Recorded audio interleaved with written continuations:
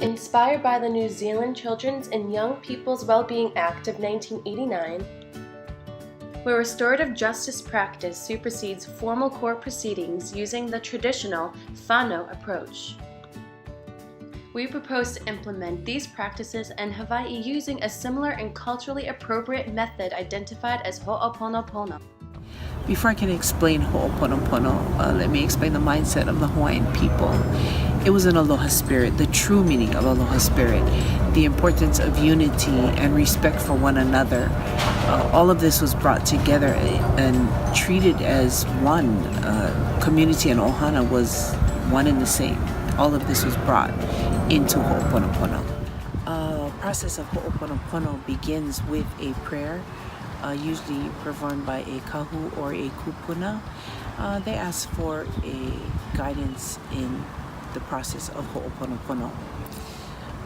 A problem is identified and all parties have a say. This is the time when everyone can come together and identify the issue, have a say in the issue, and it's resolved.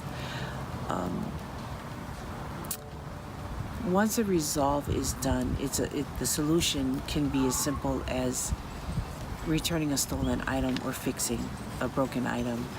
And once that is complete, then the problem is cut. It's severed and never to be done again. Ho'oponopono is closed with a prayer. Upon closing, it marks the beginning of a celebration. The celebration that marks that beginning or that end is a wonderful thing, that it brings the aloha spirit, brings all the people together. Their love for one another, their respect and unity is celebrated, and that's a beautiful thing. It's a Hawaiian thing. It's the true meaning of aloha spirit. One nonprofit, Epic Ohana, has successfully created a culturally based program for families and foster youth. Okay, so my name is David Donahue and I'm with Epic Ohana's Youth Circle program. What we do is we work with youths that have been in foster custody.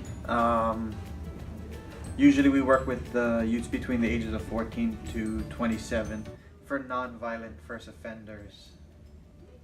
You know, I think a lot of times the kids we work with, what I've noticed, not a lot, very, very few of them are bad kids. Good kids, most of them.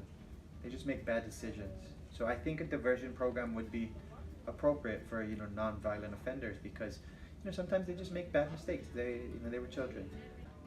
I think all youths that are in the juvenile justice system could benefit from something like, you know, what we do for the foster kids. Because sometimes some of them, they age out at 18 and they don't know what direction they're headed. They don't know what they're going to do.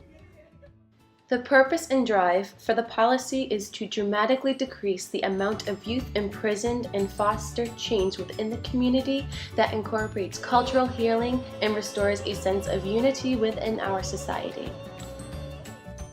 The idea that as a social system, we are not only providing justice, but we are teaching respect and support.